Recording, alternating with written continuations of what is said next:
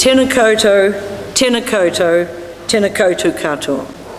It's my great pleasure to welcome you here today in St Andrews, and I should introduce myself. I'm Yvonne Curtis and I'm one of the members of the St Andrews Trust Committee, and it is a great pleasure to see you all here and notice that it's nice and warm in here.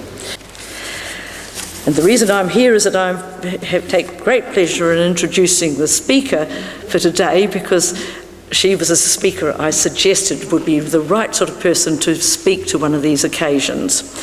And her name is Elizabeth Connor, and I know a number of her friends are here, so a number of you know what we are going to be ready for. I found it very inspiring when I first attended one of her seminars on how to usefully or communicate science to the public.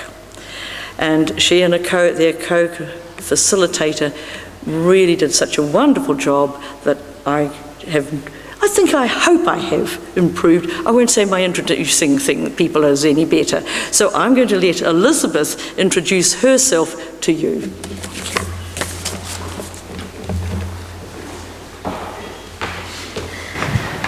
Thanks, Yvonne. Tēnā koutou katoa. Ngā mihi nui kia koutou katoa. Ki te taha o tōku pāpā, no Ingarangi, no Aiarangi, no Norway, no Tiamani oku tupuna. Ki te taha o tōku mama, no Repanona, no Ingarangi, no Aotearoa oku tupuna. Ko pōneki tōku ingoa I naenei. Ko lū tōku ingoa. Ko pōneki tōku kāinga. Ngā mihi nui kia koutou katoa. I wanted to start in that way because I quite like the story that tells of like many streams coming together, and I have 32 great-great-grandparents, and out of them, they come from all around the world, from on my father's side, from Lebanon, no, that's my mother's side, Norway and England and Ireland and Germany, and my parents are just there. And on my mother's side, from Lebanon and England, and I have one great-great-grandmother who comes from a little town in the Eastern Bay of Plenty called Te Kaha, and she was from a Māori princess from Ngāti Porou on the East Cape, and so this tells a story that I'm complex, and but also that I'm here. And all these threads have come together into a real human being. And this is my home here in Wellington. And my feet are on the ground, and I have deep roots here. And the thing that I'd really like to talk about today is black and white thinking and the perils of it. And because in New Zealand, we're all mongrels, or not all of us, but I'm a bit like a potluck dinner, where the curry goes surprisingly well with the apple crumble. And there's black and white thinking is seen by psychologists as a what's it called, it's a cognitive disorder, which I think is a bit like a mental illness. And it seems to me like there's a pandemic of this black and white thinking around the world at the moment. And spirituality and science is a good example of that. For example, you get scientists who just write off religion like Richard Dawkins here. I'm against religion because it teaches us to be satisfied with not understanding the world. And then you get fundamentalist religions who deny science, and then political leaders who lump humanity into goodies and baddies and wage wars. You've got science versus religion, left versus right, right versus wrong, good versus bad, us versus them. And it makes me angry, and it's so upsetting to see all these people, all these real human beings, bickering about who's right and who's wrong. Well, here we are, hovering in the midst of this incomprehensible, vast universe, just surrounded by so much more unknown than there is known. And here we are sitting in our little camps bickering about who's right and who's wrong. And meanwhile, the real enemies approach. We've got an epidemic of depression and disconnection and extinction and war and hunger. And while these real enemies are approaching, we've got the battle lines drawn all wrong. And it's heartbreaking, and it's so stupid. So I'd like to introduce a new formulation of a very old way of thinking, and I've called it brown and gold thinking. You're going to have to excuse my language. This is a basic idea. Everything has got gold in it somewhere. It's just a bit caked in shit. And so the basic idea of this way of thinking is that when two people or political parties or philosophies or religions don't get on with each other, it doesn't mean that they're fundamentally incompatible. It's just they can't stand the smell of each other's shit. Sorry, Mum.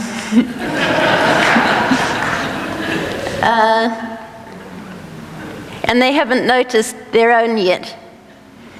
But if we could shake the shit and combine forces, we could be invincible.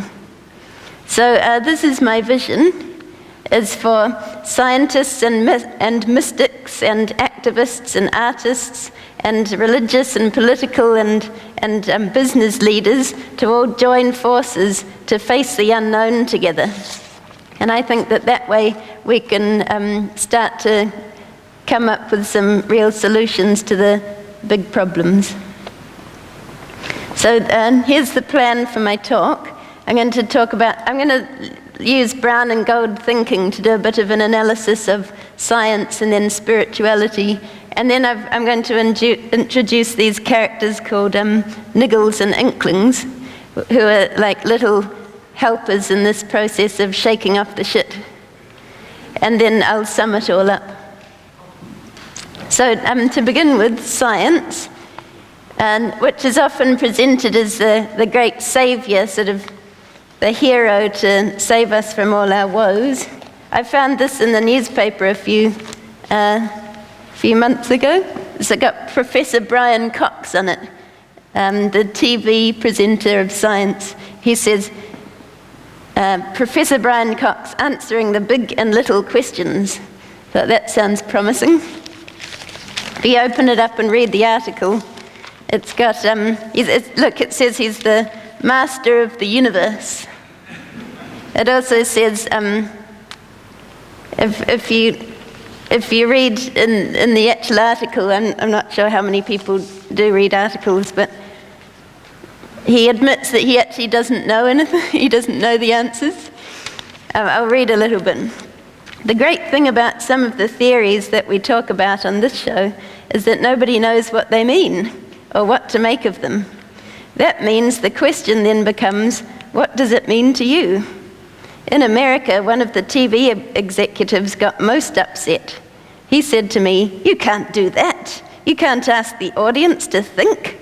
Can you please answer the question?" I said, "No, I don't know the answer to the question of life, the universe, and everything." He was most upset. So that's a bit disappointing.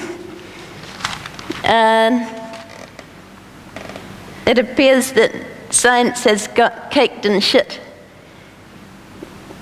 Because isn't it meant to be about like curiosity and asking questions and exploration?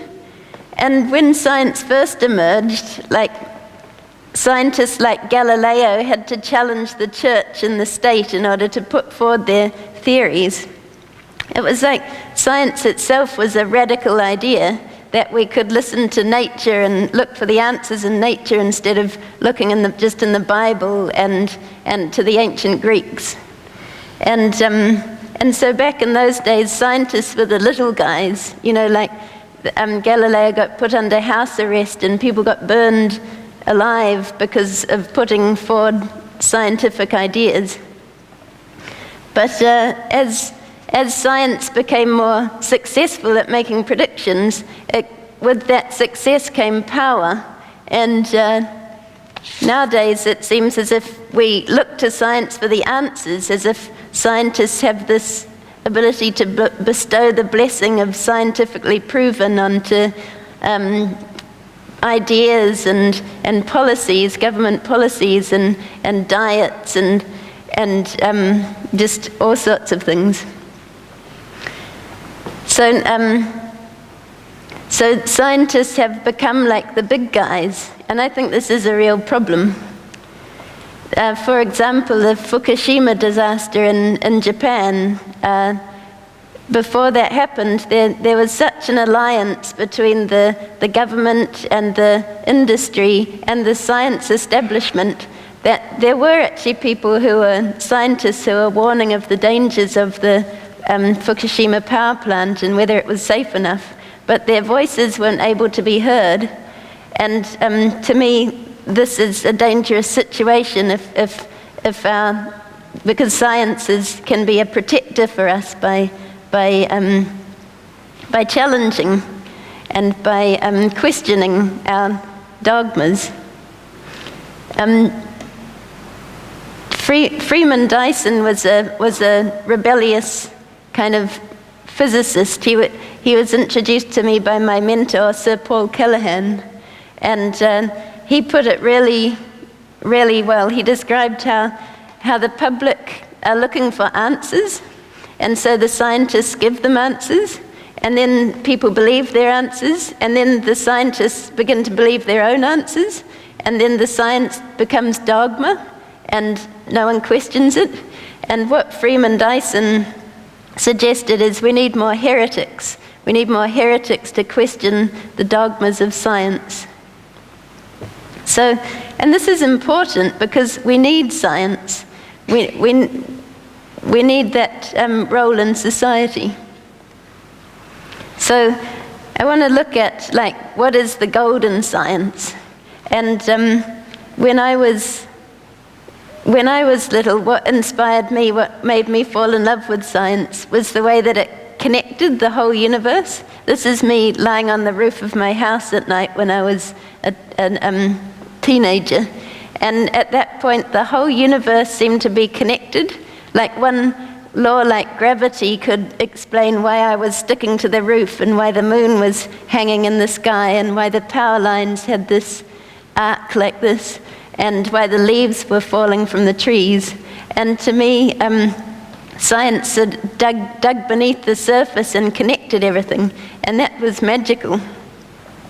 And then another aspect that I really loved about it was the consistency of it. So at a time when I was a teenager and everything seemed to be moving and shifting and I couldn't tell what was reliable, science offered things that didn't change, a consistent picture of the universe. And the other thing I loved about it was that it felt rebellious, like I wanted to challenge things. I wanted to be a rebel explorer. And so these were the things that inspired me with science. And I believe that they're very valuable to society. So moving on to spirituality. That's got some really bad shit caked on it. For example, this guy, he's an American televangelist speaking about gay people. Please remember, homosexuals do not reproduce, they recruit. And many of them are after your children and my children. Jesus never said that. And there is so much guilt and shame and trauma and judgment caked around religion that a lot of people I know just won't touch it with a barge pole. And yet religion has enabled some of the greatest acts of courage and kindness and love that humanity's ever seen. Like Martin Luther King, he was a pastor, and it was his faith that gave him the courage to lead thousands of protesters against armed police. And that's important. Only through an inner spiritual transformation can we gain the strength to fight vigorously the evils of the world in a humble and loving spirit. So there's gold in religion and spirituality. And I'd like to take a little bit of a look at, like, what is that gold? And I find the word spirituality kind of difficult. Like, it's got that kind of connotation of, like, spirituality. Sort of like this sort of waffly kind of woo-woo sort of vibe around it. But that all disappears when you go straight to the experience. And like the workshop that Yvonne came to, I run workshops with scientists in storytelling. And we begin with this exercise where I get them to think about a moment in their lives where they felt really happy and totally in their element and really at ease. And they get a bit of time to reflect on that and then share it in pairs and then share it with the group. And the difference in the atmosphere in the room before and after that is so remarkable. And it's like, even if the people in the room are really different to each other, they always find connection. And people come to life. And to me, that's the spirit. That's what spirituality is. It's that spark. And I call that the what's it? Oh, the alchemy of storytelling. That it can transform. You can get below the shit and get to the gold. And for me, like the experiences that I've had of that resonate with this, I've always felt at home near the ocean. And sometimes when you meet someone, you just know that you're connected. You feel that connection. And there's some knowledge that you don't need evidence for. And I've always felt that very strongly, even when I was in the science community.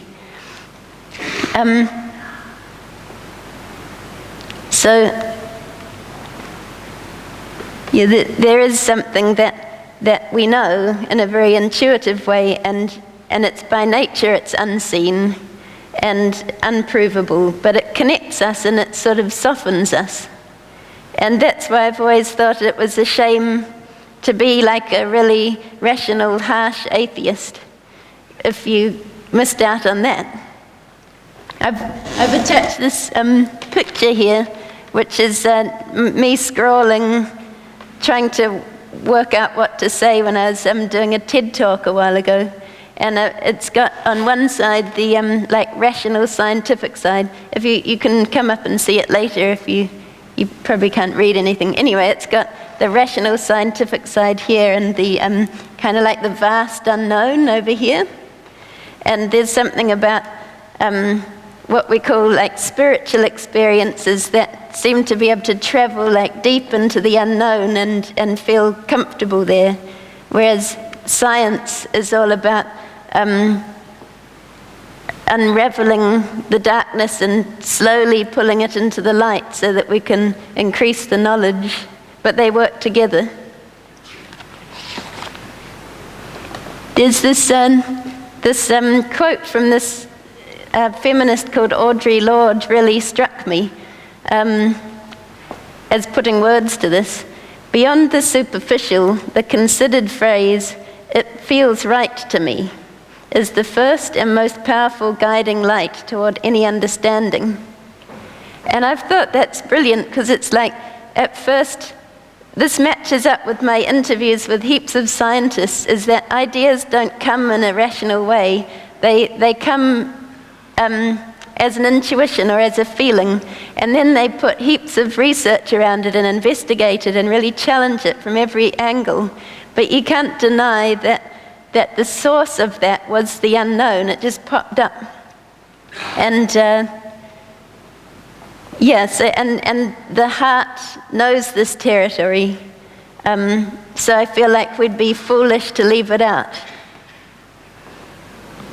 So the third thing that I'd like to explore is these little things called niggles and inklings, who are the little helpers in this journey of shedding layers. And to do this, I'd like to tell a little bit of a story about my life. I had a kind of unusual childhood. This is me when I was 4 years old at my first class at the School of Philosophy on Arrow Street. And this is Uncle Norman up the top reading us stories from different traditions around the world. And we learnt about how the same spirit that is within us is within every other creature and every other being in the universe. And I really liked that idea. I thought that's something I'd like to sort of dedicate my life to. So I kind of caught this whiff of the magic of spiritual traditions. And when I was 10, I learnt to meditate. And I was very strict with my whole family, making sure I meditated in the morning and the night. And then when I was a little bit older, I fell in love with science and the way that it connected everything. And I had this idea that I wanted to start a renaissance that would reconnect science and the arts and like travel around the world reconciling conflicts. So it was only when I got to school that the shit started hitting the fan, so to speak. This is my art teacher ripping my painting in half, and I never was quite sure why she did things like that, but it really upset me. And I thought it kind of represented this sort of split that I felt when I went to school, and there was no way to connect any of the subjects. And also, if I ever got inspired by something and wrote about it or presented it, I got a bad mark. And it was really confusing, and it sort of made me realize that I can't talk about this stuff at school or in a sort of in public.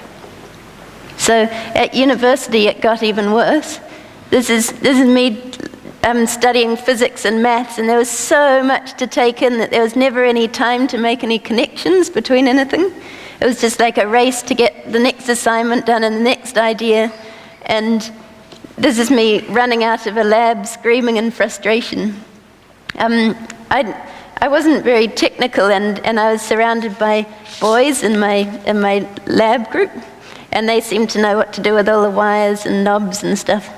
And I just felt so stupid. Like, I don't think I've ever felt so stupid.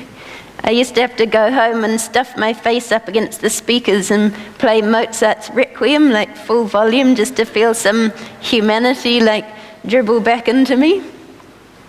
And then, so after 3 years, I kind of felt like I was heading down this tunnel into this specialist area, and there was less and less connection, and less humanness, and less ability, like less humor even. It wasn't very funny. And then I just want to pause at this stage because, like, while all this was happening, it didn't really occur to me that it could be something to do with the system. I just thought I was not as smart as the boys in my class. And at the School of Philosophy, the things started to feel a bit funny as well. Like, there were assumptions about gender roles and who was meant to be attracted to who. And the map that I'd been given of my life started to, like, vary from the territory, and I was sort of like, where do I go? How do you do this? And I drew this picture. This is a picture of a niggle here, that little creature down the bottom. I drew it like that because I didn't realize that anything was actually wrong. I just felt like this, like, annoying, like, something's wrong, like that I've left the coat hanger in my jacket or something. And yeah, if I'd been able to zoom out at that point, I might have seen that I was existing in this small territory while the vast unknown stretched out around me, and the niggle was actually a little friend trying to get me to look at it. But fortunately, I had some amazing experiences and encounters that helped me broaden my view. And this was one of them. I met Sir Paul Callaghan in the corridor, and one of my other lecturers had said he had money for students, so I asked him for a job. And then, and he just introduced me to this whole world of science communication, and he sent me around the country interviewing scientists and writing about them. And he introduced me to the community of science communicators and helped me to win a scholarship to go to Imperial College in London to study science communication. And there we kind of studied the habits and customs of scientists as if they were some kind of indigenous species. And that was fascinating, because that was the first time I started to unpick the sort of cultural quirks from the gold of science, and realized that there's this whole hierarchy thing, and that sometimes people fake their results, and just began to see what was happening. And I did my dissertation looking at the conflict between New Age people and quantum physicists around like the meaning of quantum physics. So that was fun, sort of looking at a conflict between science and spirituality, and I just started to realize that there was so much unknown, and at some point there I got this radical idea that maybe it wasn't me, maybe I wasn't the one that was wrong. And at that point I sort of bent down and looked at the niggle and said, "Oh, hello, who are you?" And at that very instant it turned into an inkling and led me off onto the great adventure of my life. And I'm so grateful now that I met that niggle. And well, it wasn't just one actually, I just drew one, but there were lots of them of varying sizes. But yeah, I'm so grateful for those places where I didn't fit in, and the things that poked me, because it's allowed me to get rid of those things that were in the way, like the shit around the science and spirituality. So now I feel similar to how I felt when I was little, with the kind of like majestic wonder of the universe, and me kind of floating in the midst of unknown. But I feel like freer and lighter now, and more empowered. So I've got a nice quote here. I'll read it to you. Probably too small there. I'll read it. And it's from Carl Sagan, who is the scientist and TV presenter. "Science is not only compatible with spirituality, it is a profound source of spirituality. When we recognize our place in an immensity of light years and in the passage of ages, when we grasp the intricacy, beauty, and subtlety of life, then that soaring feeling, that sense of elation and humility combined, is surely spiritual. So are our emotions in the presence of great art, or music, or literature, or of acts of exemplary self-courage, such as those of Gandhi or Martin Luther King. The notion that science and spirituality are somehow mutually exclusive does a disservice to both."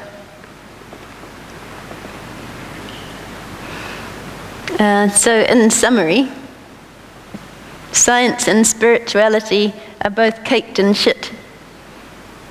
But by listening to our niggles and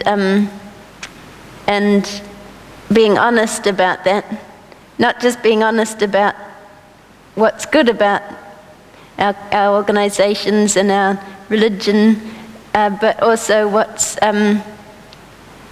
really harmful and damaging about it, then we can come together and unite forces and really have the power to be able to face the unknown together. So this is brown and gold thinking. And this is the great adventure of life. Oh, and this is the kinship, which is my consultancy of venture. And it's all about creating spaces in which people can do this brown and gold thinking. But I work with scientists and help them to communicate their research, as well as other people, council staff I've been working with lately. And if you like, you can sign up to my newsletter. I don't send them out very often, only about 4 times a year. I think that's it.